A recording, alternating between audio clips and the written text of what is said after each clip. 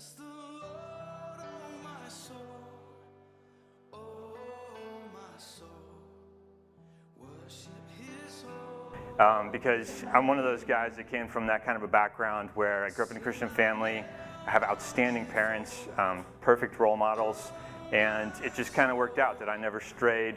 I made a decision in the second grade. I went through periods of like doubt and all that, but never really had something exciting to talk about. And for a while, I actually kind of envied other people who had dramatic testimonies.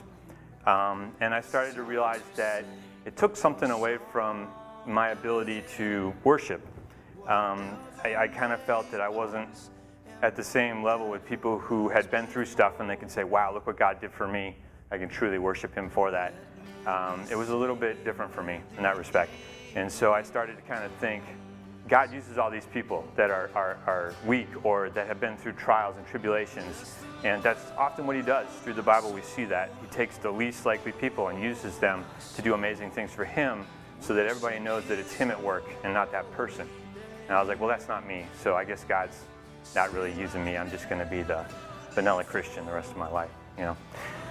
But, of course, that's not the case. And the wild man, if you talk about, well, mentally ill, well, how about this guy in Mark chapter 5 who came running down and seeing Jesus from a distance, he ran up and bowed down before Him. And this is the guy that, like, crazy, all right, and, like, beat off people with unnatural strength.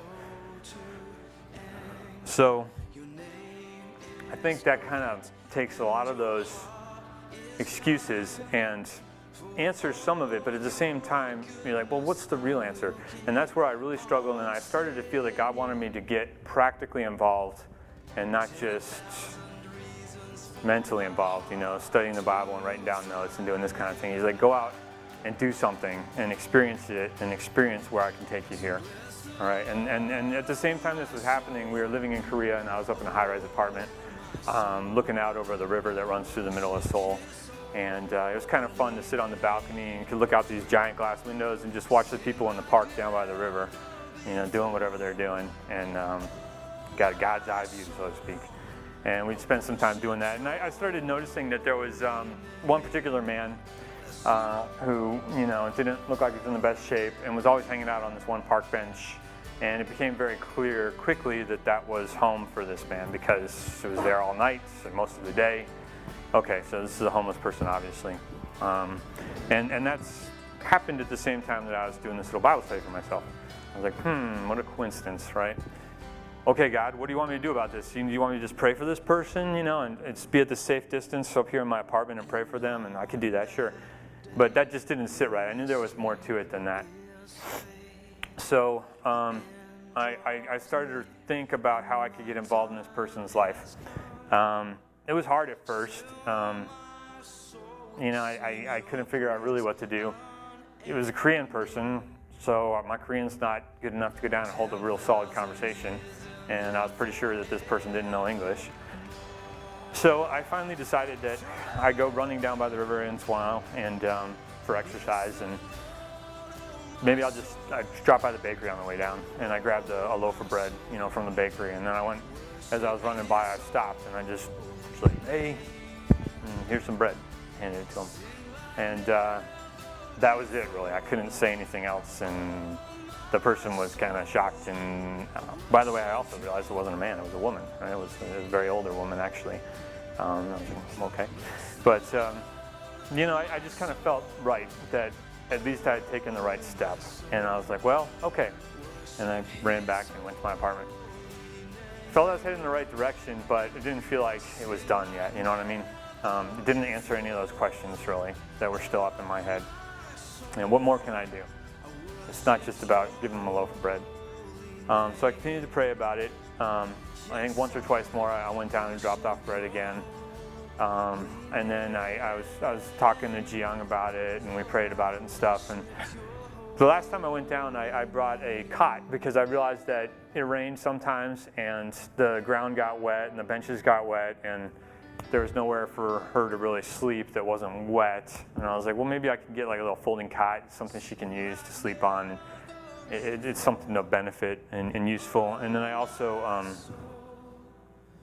I went down when I got the cot, and I thought maybe I can at least say something. My Korean's not too good, but I can ask her name, right? So I did that. I went down, gave her the cot, asked her name, told her my name. Very brief but somewhat meaningful conversation. And I could really tell that it was starting to kind of have a little bit more of an impact. And that I was becoming a familiar face, that there was something happening. So I really had high hopes for this, and I thought, well, maybe I get Young involved later, and because at first we were both kind of like, maybe is this completely safe and all that, but as the more I started getting into a relationship with this person, the more I started to realize it can continue to go farther. Maybe we can do something more meaningful than just bread and a cot. And at some point, maybe she's open to God's word, or we can do more to help her in her life, right? So God works in mysterious ways, of course. Not long after that, I stopped seeing her from the window, and I'd go running down there, and she wasn't there, and she never came back. I don't know what happened, if she passed away somehow or just moved somewhere or whatever, which at first was kind of unsettling. I was like, all right, God, so you're working me through this, and now what? It just ends. But I came to realize that, God had brought me to where I needed to be at that point and kind of revealed something to me, and whatever had transpired in that person's life, I'll never know. But at least I had some kind of an impact on her. And what it really taught me, and this is kind of the conclusion for all of this, is that it's really about establishing a relationship. And that's where, Jim's comment really rung true with me. It's not about just even, well, I can give them some money, but let me give them a Bible verse too, because really, what does that mean to somebody? I mean, you hand them a Bible verse and you walk away, great. All right, but if you take the time and you develop a relationship, and people understand that you genuinely care about them, we all know how much of an impact that has. Right? We've all been there in our lives, and you can genuinely understand when someone does care. That is when somebody's heart may start to open up to God's word. When that true healing that people truly, really need, that spiritual healing, is possible. The physical stuff, the money, the stuff, the health care, whatever that those needs might be on the surface, are important, but they're really just the superficial thing. The real thing that's going to heal is God working in that person's heart and transforming that life from the inside out.